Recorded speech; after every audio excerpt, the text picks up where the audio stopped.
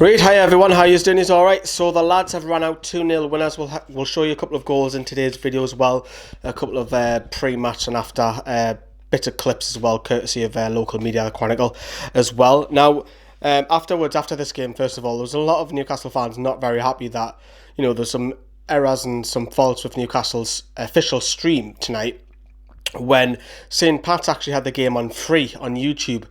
And what was more ironic is that you could hear the NUFC commentary team next to it, which I can get why there's a few people a little bit upset about that, considering Newcastle are charging what, $4.95 or $4.99 for their 4 matches as well.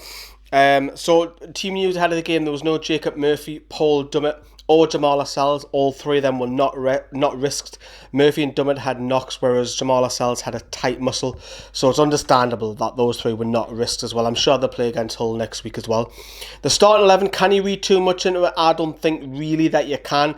If you look at that starting 11, you had Darlow, Manquillo was at left back, Yorni, Lejeune, Aarons was left midfield, Diarmé and Longstaff were in the middle, Ritchie was on the right, Prez was in the East Custom 10, Hostler was in up top, who have I forgotten there, Victor Fernandez was in a strange right back position.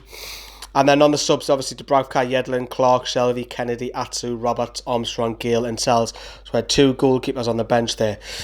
Just before the game, you know, there was speculation going around, you know, about Salomon Rondon. Rafa Benitez doesn't have much money. There's a few bits and bobs happening, but we'll leave that for another day. We're going to be talking about the match tonight. As I say, Manquillo was playing at left back. Aarons was at left midfield as well. Victor Fernandez was a strange one at right back as well, which is not custom because we're normally seeing him flying at defenders, in particular with the under 23s as well.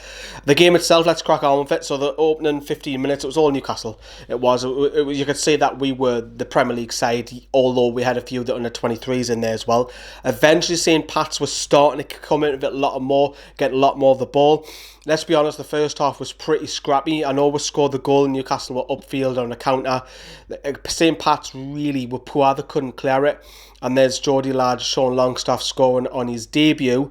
I know it's not official debut, but it's still his debut in his eyes. He's pulling on the black and white for the first time. This will be a big moment for Sean, and he fires home to put Newcastle 1-0 up. And like I said, he was impressive. He was voted man of the match by the local media as well, for the fans also. And strangely, Victor Fernandez looked good at right back, so I think a lot of them in particular as well were just filling in as well, because second half I've seen Carl Roberts play at left back, which isn't really a left back as we all know. Speaking of that second half, there was a massive 9 changes were made at half time.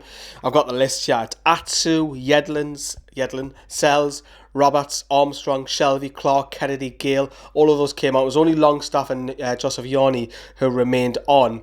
Roberts, as I say, was playing at left back. Adam Armstrong was now in that number 10 role. And we had Shelvey taking over the captain from Jose Perez in that second half.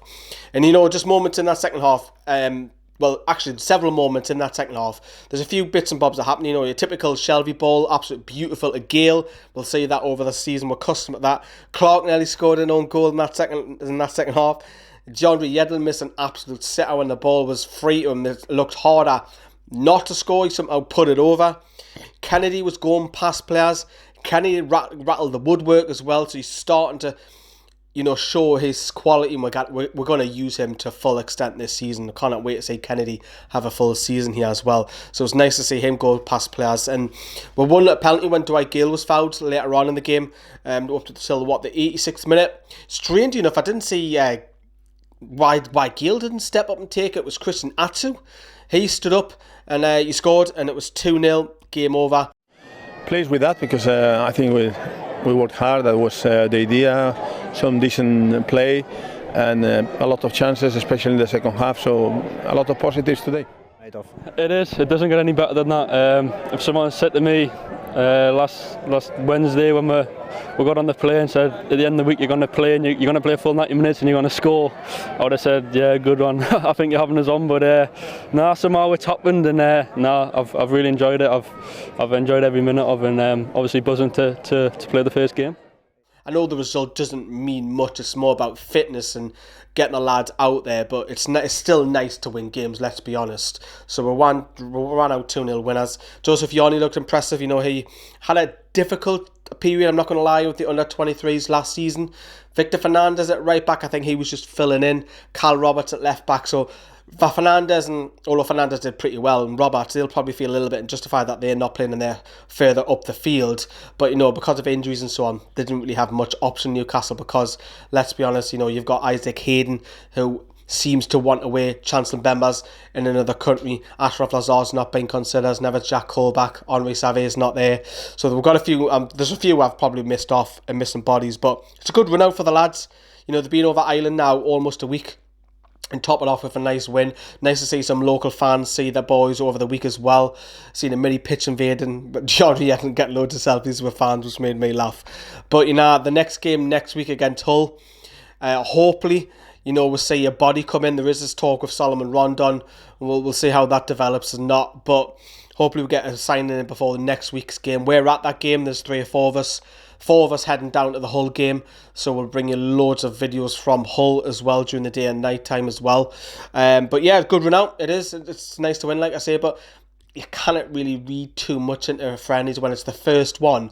And a lot of players are just trying to catch up with fitness as well. But still nice to win, you know what I mean? But that's been it. Let us know what you think. Cheers. Have a good night. Bye-bye.